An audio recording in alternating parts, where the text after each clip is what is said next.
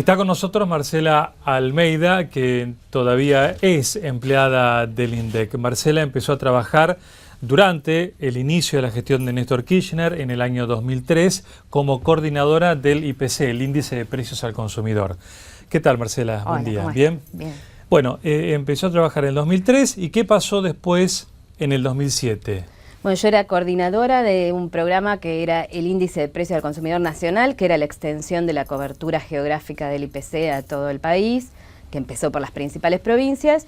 Bueno, cuando empieza la intervención en el área del índice de precios, primero solo abarcaba Capital y Gran Buenos Aires y después, un día Beatriz Paglieri, que ahora es tan conocida, en ese momento no tanto, me dice, bueno, las provincias se avinieron a trabajar igual que nosotros, eso quería decir, a tocar las cifras, salvo en ese momento San Luis y Mendoza, porque evidentemente era muy evidente que había una disparidad muy grande entre el movimiento de lo que pasaba con los precios en las provincias y en la Capital y Gran Buenos Aires manipulada.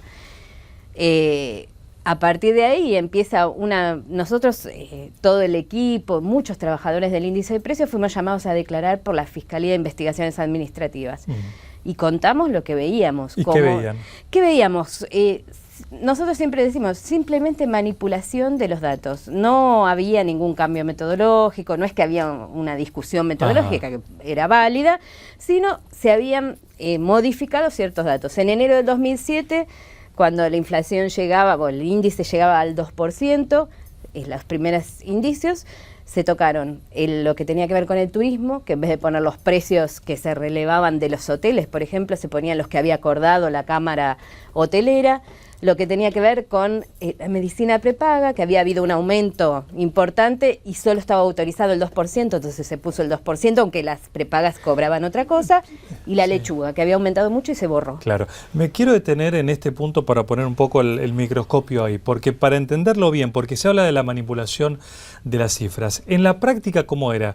Se hacía la cuenta, daba, por ejemplo, 3, y sobre ese número real le decían, no, ponele 2. Más o menos, fue un poquito más sofisticado en el sentido de que lo primero que se hizo fue decir, bueno, todos los alimentos en principio que aumentaban más del 15%, ese aumento no se consideraba por exorbitante. Entonces, cuando uno hacía la cuenta sin considerar esos aumentos, daba casi siempre la mitad de lo que tenía que dar. Pero en la práctica, ¿cómo era? Digo, para entenderlo como la economía de un hogar. La economía de, bueno, tenemos luz, gas, expensas, teléfono, nos da 100. No, pongamos 90. Bueno, pero el número real estaba, lo sabían. Sí, nosotros lo sabíamos. Y eso es lo que le dijimos al fiscal. ¿Y quién lo dibujaba, entre comillas? Fue por órdenes de Beatriz Paglieri, se hizo todo un programa informático para que diera los distintos cambios que ellos iban O sea, se volvía sobre la computadora y se cargaban otros números. No, se hacía un programa distinto, que no consideraba los aumentos muy altos. O sea, como que se llamaba un programa de topes. Ese era, entonces, algo había aumentado más de un 15%, no se consideraba. Ese no lo consideraba. La forma, y entonces, cambiando de un Excel, pienso yo, como una planilla, digamos... Este valor es muy alto, lo saco del cálculo. Claro, y así más sofisticado porque son muchos valores y demás, pero y eso es lo que se hacía y incluso pasó cuando en Mendoza... O sea, no era tan grosero de cambiar el resultado final. No, era a mano, por lo menos el tiempo que yo estuve. En noviembre del 2007 yo y mis compañeros, que varios fueron despedidos incluso, no tuvimos más acceso a la información. Entonces ahí ya como que no sabemos cuál fue la forma en que se siguió trabajando. Lo que sí sabemos es que los encuestadores iban y recogían los precios correctos en general. Cuando empieza a haber toda esa pérdida de credibilidad, ya los comerciantes también empiezan a decir, bueno, tengo una lista para el INDEC y una lista de verdad, porque se temía, y de hecho ocurrió, que los comercios que tenían precios muy altos fueran perseguidos. O sea, se usó la estadística que tiene que tener un criterio de intangibilidad, digamos, o de transparencia para controlar. Entonces, ahí ya se empieza a mezclar todo y el temor hace, así como en un hogar uno puede no declarar los ingresos que tiene por cierto temor, bueno, un comercio más todavía. O sea que eso generó una contabilidad paralela también hacia abajo. Claro. El tema del descrédito, digamos, y de la poca confianza hacia la institución hace que ya las cifras que uno recoge sean más sucias de lo que debiera ser. Y esto era mes a mes, obviamente. Claro. En algún momento sacaba algún alimento, en otro momento turismo, y así se iba regulando. Claro. Prácticamente es como uno lo piensa, como vos mismo lo decías, había un número prefijado, la inflación no podía ser más de determinado valor, que en el primer año, en 2007, ya ni recuerdo, pero creo que fue el 11% anual, era más o menos eso, y de hecho todos los años posteriores siguió siendo esa cifra, hasta el año pasado 10,9%, contra, digamos, porque uno pierde el parámetro. Claro, uno particularmente se rompe el sabe termómetro. que las cosas aumentan, pero no puede decir aumentan tanto por ciento porque es muy complejo el cálculo. Pero si uno mira, por ejemplo, las direcciones provinciales de estadística, que tienen un mecanismo similar al que hace el INDEC, y está monitoreado además, por ejemplo, San Luis, que es la que se mantuvo independiente todo este tiempo, le dio más de 30 el año pasado. La ciudad de Buenos Aires, que empezó su índice también, le da 27% anual. Hay parámetros para tener, pero obviamente no hay un número oficial, ¿no? Y sobre ese tema, con respecto a las privadas, ¿son un buen parámetro? Es un problema la medición del índice de precios porque antes de la intervención ninguna consultora medía índice de precios porque es muy costoso. Se necesita mucha infraestructura, muchos encuestadores, tener una buena muestra de comercio, ir todos los días del mes a encuestar precios. Entonces es muy costoso. No era negocio hacer eso. Cuando posterior a la intervención, pero bastante posterior, 2 años después, diría, empieza a haber cálculos. Yo, la verdad, no sé cómo se hacen y no sé si todos tienen la cantidad de encuestadores que harían falta. Por eso es un dato que puede acercarse más a la realidad, pero no tenemos forma de saber cuán bueno es, digamos. Bien. ¿Algunos de ustedes se plantaron frente a esto? Sí, muchos nos plantamos. Lo que pasa es que son 7 años de sostener la denuncia frente a la intervención y a la manipulación, que no es solo del índice de precios, porque se contaminan un montón de indicadores, empezando por los de pobreza e indigencia directamente, y después ese mismo modo de operar que hubo en el índice de precios se trasladó a todas las encuestas. Y digamos, ustedes lo plantearon, ¿hubo momentos tensos? La intervención se produce de manera tensa por primera vez, porque discusiones sobre cifras siempre hubo con todos los gobiernos, sobre si había que considerar, por ejemplo, los planes sociales para considerar el empleo o no, bueno, siempre hubo. Siempre se zanjaron de una manera relativamente técnica. Esta vez hubo una intervención con, nosotros decimos, una intervención, una patota. Fue física la intervención. Un funcionario que viene desde otro lugar, con custodia policial que le acompaña hasta el baño. O sea que se esperaban una situación. A Beatriz Paglieri estuvo todo el tiempo que estuvo en el IPC con custodia policial, que quedó instalada en el 3er piso del INDEC, más una patota que incorpora gente de afuera que nosotros después supimos que estaba vinculada a Guillermo Moreno. En ese momento nunca vimos a Guillermo Moreno en el INDEC. Entonces fue una situación de violencia física muy importante, con muchos aprietes. ¿De qué tipo?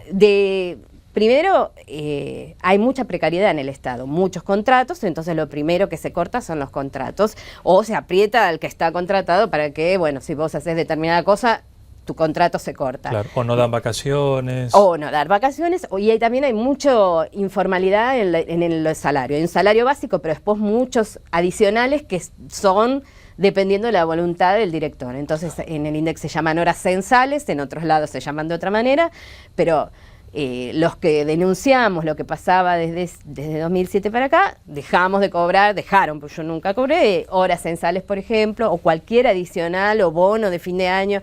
Entonces la persecución fue de distintas maneras. A otros los dejaron sin tareas, sin escritorios, sin gente de muchos años por ahí de antigüedad, que no la echaron porque era de planta permanente, pero que sufrió y sufre hoy un hostigamiento muy fuerte que en algunas personas ha provocado licencias psiquiátricas prolongadas, enfermedades y obviamente hasta muertes, digo yo, pero no porque las haya matado la intervención, pero sí una situación de destrato muy importante en lo laboral, ¿no? ¿Y a nivel gremial no hay una defensa? Nosotros, yo soy delegada de ATE en el INDEC y obviamente desde el primer momento organizamos, digamos, la defensa de los compañeros que se animaron y que quisieron denunciar todo lo que pasaba. Nosotros en 2007 hicimos un paro de 45 días cuando desplazan a la directora de la encuesta permanente de hogares, pero nunca tuvimos ninguna interlocución, digamos, con las autoridades del INDEC en absoluto y con autoridades más arriba, salvo en ese momento de 2007 en que firmamos unas actas porque nos habían despedido compañeros que después fueron al Ministerio de Economía. Nunca más tuvimos ningún diálogo con nadie. Sí hicimos todas las denuncias del caso públicas y en la justicia, que bueno, se toman sus tiempos, ¿no? ¿Y qué hacen ahora entonces los trabajadores teniendo en cuenta que se manipula el índice? Bueno, nosotros hacemos todos los meses un abrazo simbólico cuando sale el índice de precios, denunciando lo que está pasando, no solo con respecto a las cifras, sino al apriete, digamos, a los trabajadores en general. Obviamente los que somos delegados tenemos más facilidad para hacerlo, porque estamos más expuestos y tenemos forma de defendernos mejor. Igualmente en mi caso, por ejemplo, yo vengo haciendo juicio para que me devuelvan mis tareas, gané las 2 instancias, tengo sentencia firme y todo, y además de no devolverme mis tareas, hace 10 meses que no me pagan. O sea que el incumplimiento de la justicia es absoluto, ¿no? Es más, digo, en una semana de noviembre no me dejaron entrar al instituto también, sin ninguna explicación, o sea, todo es absolutamente arbitrario. Y bueno, ¿y son solo medidas dentro del INDEC o afuera también hay algún tipo de persecución? Digamos que dentro del INDEC, o por lo menos lo que yo conozco, ¿no?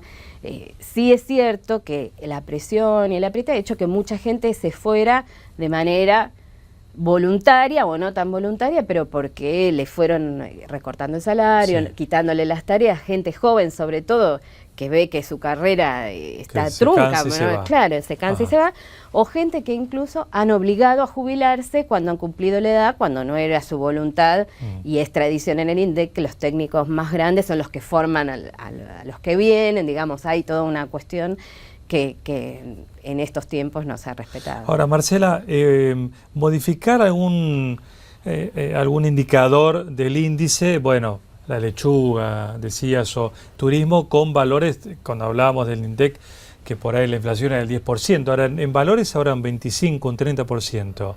¿Qué sacan para que les dé 9? No lo sé, realmente no lo sé.